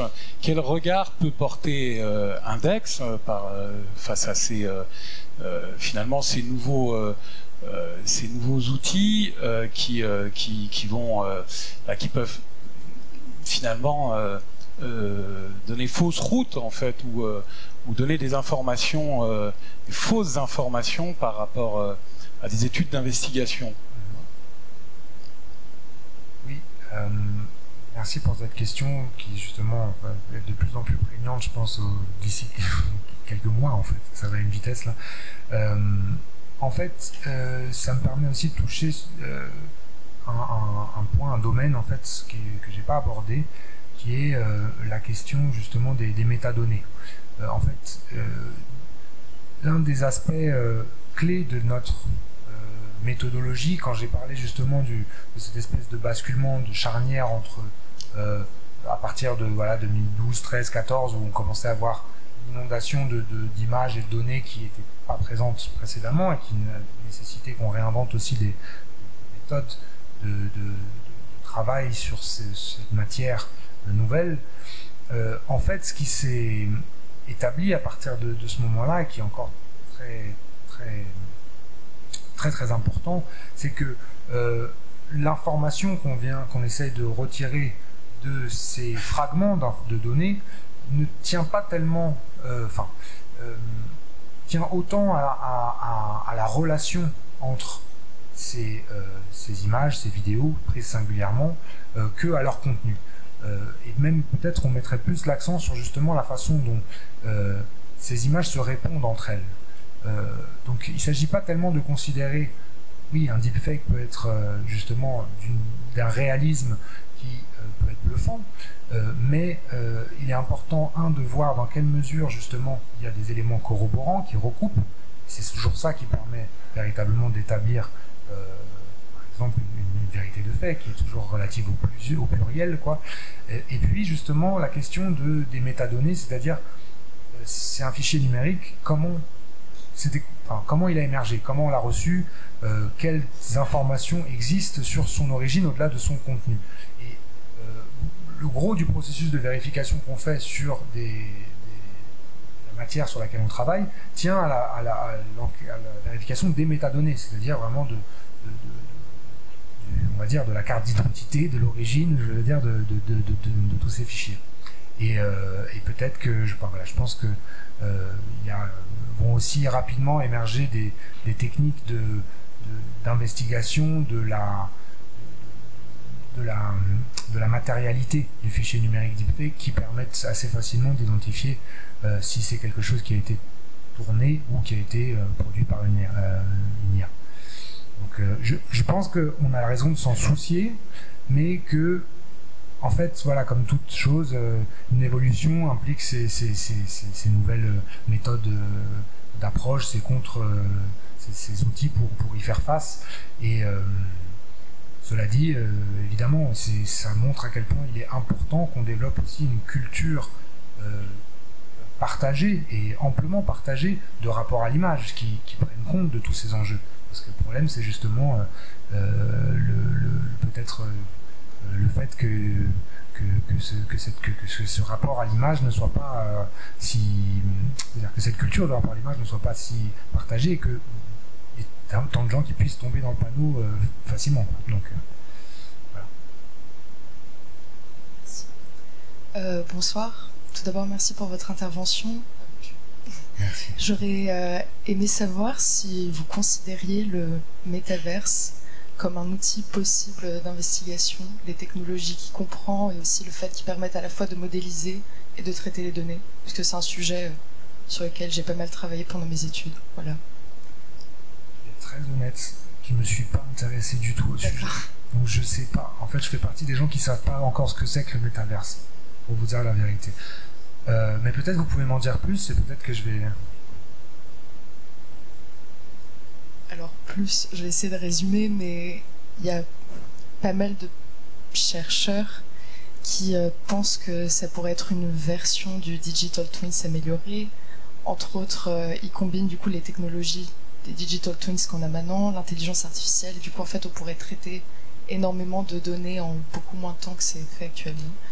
Et bon, pour l'instant, tous ces métavers sont un peu à un stade de développement bêta, mais je me demandais si ça pouvait vous intéresser du coup dans le cadre de vos investigations. Voilà. Comment dire, bon, d'une part, voilà, j'ai pas suivi, mais il y avait peut-être c'était enrobé d'un certain voilà, packaging très vendeur, quoi, qui m'en a fait m'en méfier. Mais après, voilà, encore une fois, par exemple, maintenant c'est pas une nouvelle technologie, mais on s'est vraiment intéressé par exemple à l'usage de la réalité virtuelle au-delà des fins d'entertainment qui sont souvent celles les premières, mais dans quelle mesure cette technologie allait nous permettre justement d'aborder certains enjeux particuliers de nos enquêtes, et ça s'est avéré très utile pour justement la simulation par exemple de champs de vision. Et donc enfin, je peux pas répondre, mais j'ai rien contre, quoi. Au contraire, ça me semble très intéressant d'explorer comment le détourner, quoi, aussi.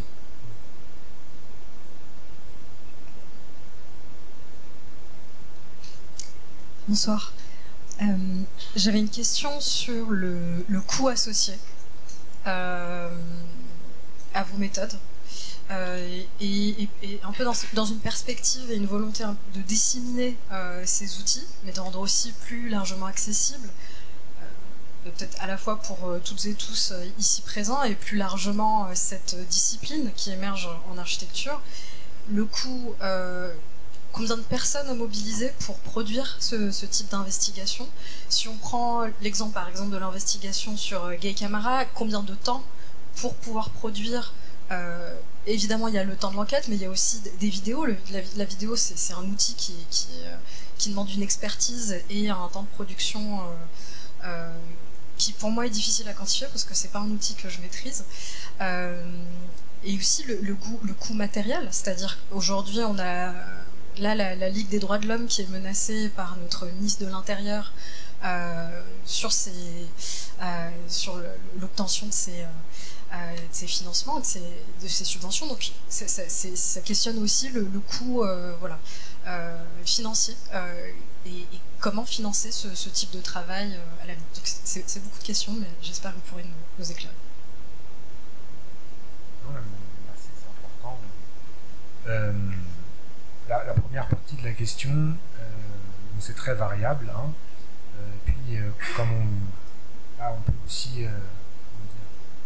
faire appel et mobiliser une dimension pas toujours très positive de la culture de l'architecture, qui est la charrette, ou en tout cas la capacité à abattre une quantité de travail monstrueuse en un temps très limité, quand il y a un enjeu particulier. Là, l'enquête sur la mort de Guy Camara, on a démarré avec une petite équipe, on était 3, fin décembre, et en fait on l'a produite entièrement jusqu'à la publication, pas sous format vidéo, d'abord sous format d'un thread Twitter avec des petites animations sans son, mais on l'a fait en 2 semaines.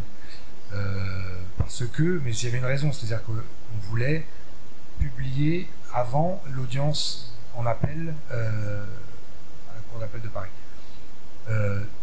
Bon, c'est pas forcément particulièrement représentatif. En gros, les enquêtes qu'on a pu faire avec un DEX prennent entre 1 et 3 mois en production, c'est-à-dire qu'il y a aussi pas mal de travail qui peut des fois s'étaler sur 1 an, d'analyse, de recueil d'informations qui peuvent être partielles, on va avoir d'accélérer. Donc c'est vraiment difficile de quantifier le temps et du coup le coût aussi, en quelque sorte, parce que tout dépend du niveau de précision, de développement. Et puis on a juste vraiment dans l'idée de... c'est pas des travaux qui existent, qui sont censés exister hors sol, mais qui essaient toujours de répondre à un certain enjeu et donc à des échéances qui ne dépendent pas de nous, quoi. Donc, ça va être un petit peu compressé aussi en fonction des enjeux et des urgences. Maintenant, pour ce qui est le coût financier et concret, en fait, on est en train d'explorer les conditions de viabilité d'un projet comme Index. Pour l'instant, c'est pas super convaincant, c'est que on est encore très très précaire d'un point de vue financier. On tient grâce à du financement participatif, des gens qui soutiennent notre démarche, et puis quelques fondations qui nous soutiennent, mais on est encore en difficulté pour faire fonctionner un projet comme ça. Et quand je dis un test, c'est que Forensic Architecture a eu la chance de pouvoir commencer avec un financement important du Conseil européen de la recherche. C'est un peu le Graal de la recherche, c'est une autorité publique. Le projet s'est lancé sur 5 ans avec 1 200 000 € de budget. Alors là, tout de suite, ça donne des possibilités d'explorer, voilà. Et ça donne aussi des possibilités, et ça nous a permis, je pense à toutes les structures qui aujourd'hui commencent aussi à développer ailleurs, de se donner les moyens d'être engagés, donc d'ouvrir la voie. Aujourd'hui, on a ça comme précédent, et donc on peut plus facilement s'engager là-dedans, mais c'est sûr que le côté controverse, le côté même subversif un peu de ce travail ne trouve pas de financement aussi facile que quelque chose qui serait peut-être plus mainstream. Donc on verra bien, j'ai envie de dire, je pourrais vous répondre d'ici 2-3 ans si on a fermé boutique ou si on a trouvé un modèle. Je vais reprendre juste la petite part. Il y avait une dernière question, mais en fait on a prévu un pot à la mezzanine, donc on est un peu court niveau temps, donc on va plutôt se déplacer sous la mezzanine. Pardon. On continue l'échange sous la mezzanine. On vous propose. Alors il y a une dernière question là-bas, mais elle supplie. C'est vraiment une très très courte question. Alors. Juste en silence, enfin, s'il vous plaît, vous posez votre question et après on se dirigera. Merci beaucoup. Je vous retiens encore 2 minutes. J'aurais bien voulu savoir si un architecte, il y a 20 ans, aurait pu faire ce que vous faites aujourd'hui. La question que j'essaie de poser, c'est de savoir à quel point vous êtes dépendant des outils et à quel point ce champ de compétences et de connaissances dont vous parlez de l'architecture forensic architecture, de l'architecture d'investigation, à quel point elle est dépendante d'un outil Et c'est pas une question piège parce que je pense que ça crée un peu un lien avec la présentation de Soline au départ, qui disait que c'est des investigations qui sont très liées à un lieu, mais je pense qu'ils sont aussi des investigations qui sont très liées à un temps et à une époque. Donc voilà, j'aimerais savoir quelles sont les compétences au-delà de la capacité de faire la charrette qui sont propres à l'architecte pour faire ce que vous faites. Merci. Oui. Merci, c'est pas une petite question ça, mais ok. Il y a le pot. Non, mais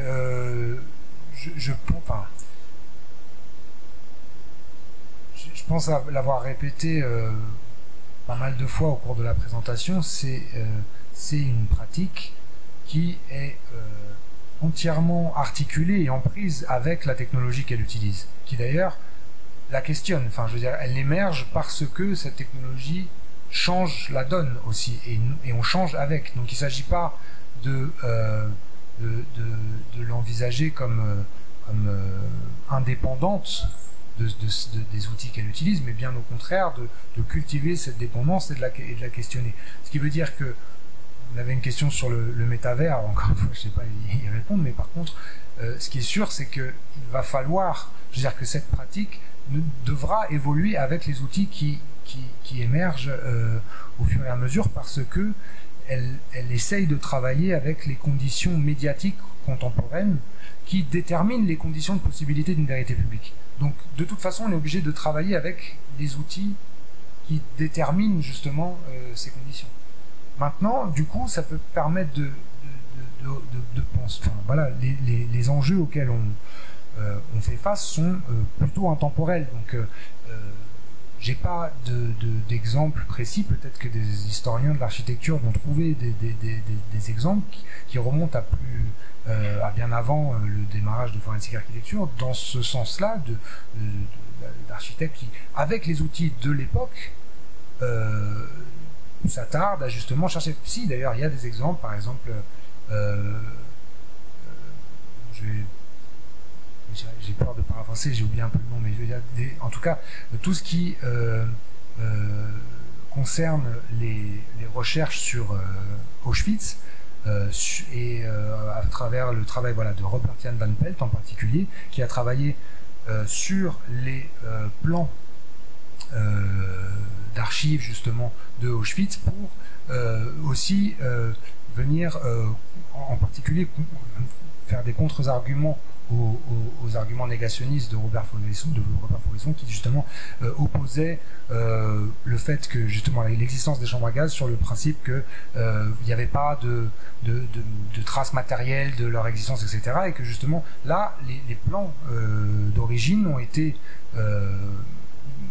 mobilisés afin justement aussi de produire des contre-arguments matériels autour de ça. Donc en quelque sorte, il y a quelques éléments historiques, généalogiques qui se décrochent de la technologie qu'on utilise aujourd'hui, mais qui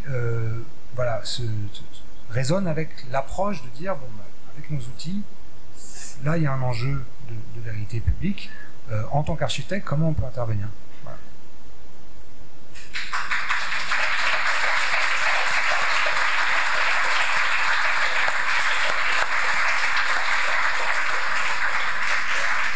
Merci Francesco Sebregondi, merci à toutes et à toutes. Vous êtes tous invités à la mezzanine pour un pot de discussion et d'échange autour du sujet de ce soir. Merci.